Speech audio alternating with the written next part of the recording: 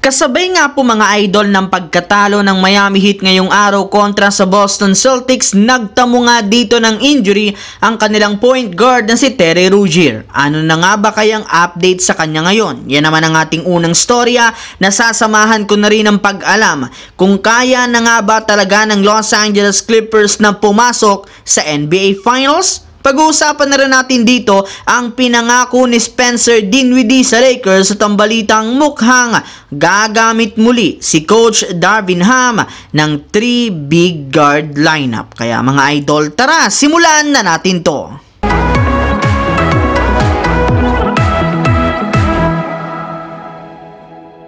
Nabigo nga po mga idol ang Miami Heat na makuha ang panalo sa kanilang rematch ngayong araw ng Boston Celtics matapos sila ditong matalo 110-106. Kaya tuluyan na nga silang bumagsak sa 28-25 ang kanilang kasalukuyang win-loss record sa Eastern Conference. At ang mahirap pa nga po dyan, nagtamo rin naman dito ng injury ang kanilang starting point guard na si Terry Rozier sa kanyang kanang binte nang hindi maging maganda ang kanyang pagbagsak sa pagsalaksak na ito sa ilalim ng basket habang kaharap si Al Horford. Kaya dahil nga sobrang pagsakit ng kanyang binte, kinailangan pa nga po niyang alalayan papunta sa kanilang locker room na siyang rason bakit hindi na ito nakabalik pa. Base nga po mga idol sa pinakahuling inilabas na balita ni Coach Erik Spoelstra, sa ilalim ka nga po si Rozier sa ilang mga pagsusuri para malaman kung ano ang tunay na nangyari sa kanyang kanang binte at kung gaano katagal mawawala ito. Well, para nga po sa inyong kaalaman,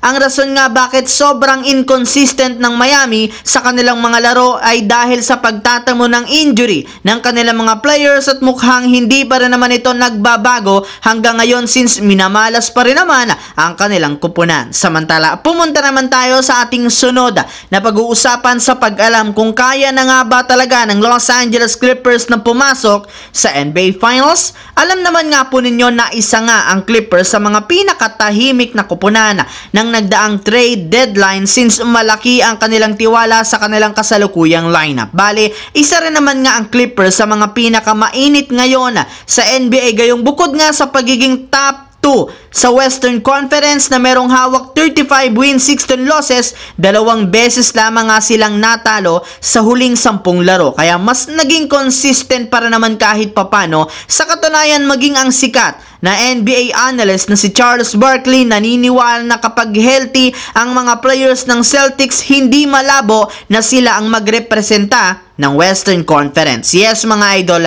hindi nga daw kagaya ng mga nagdaang taon, mas matatag na rin naman ang chemistry ng kasalukuyang lineup. Bukod nga po dyan, mas talentado na rin naman ito, sadyang kailangan lamang nga nilang alagaan ang kanilang katawan kung gusto man nilang makapasok sa NBA Finals. Habang dumako naman tayo mga idol dito sa ating huling storya sa pinangako ni Spencer Dinwiddie sa Lakers at ang balitang gagamit muli si Coach Darvin Ham ng 3-guard lineup. Kasabay nga po mga idol ng pagpunta ni Spencer Dinwiddie sa pasilidad ng Los Angeles Lakers, sinabi nga nito na hindi nga siya makapaghintay na maglaro at tulungan ang kanilang team sa susunod na laban. Hinahanda rin naman nga po niya ang kanyang katawan upang sa ganon magkaroon agad ito ng impact sa kanyang magiging debut sa Lakers laban sa Detroit Pistons. Sinabi rin naman to na gagawin nga niya ang lahat ng kanya makakaya upang matupad lamang niya ang mga ipapagawa ni Coach Darvin Ham. And speaking of Coach Darvin Ham,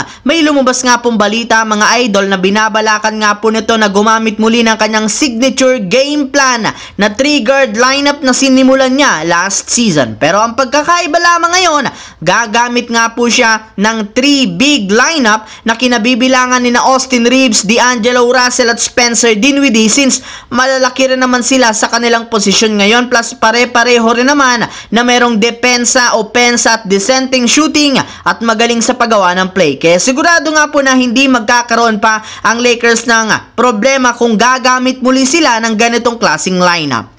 So yun lamang mga idol ang ating bagong video na ating pinag-usapan ngayon dito sa aking YouTube channel. Once again, this is your J-Zone TV. Huwag kalimutang mag-like at syempre mag-subscribe na rin. Pindutin ang notification bell sa aking channel para lagi kayo maging updated sa mga videos na pinapalabas ko. Isang malaking shoutout sa lahat mga idol. Thanks for watching.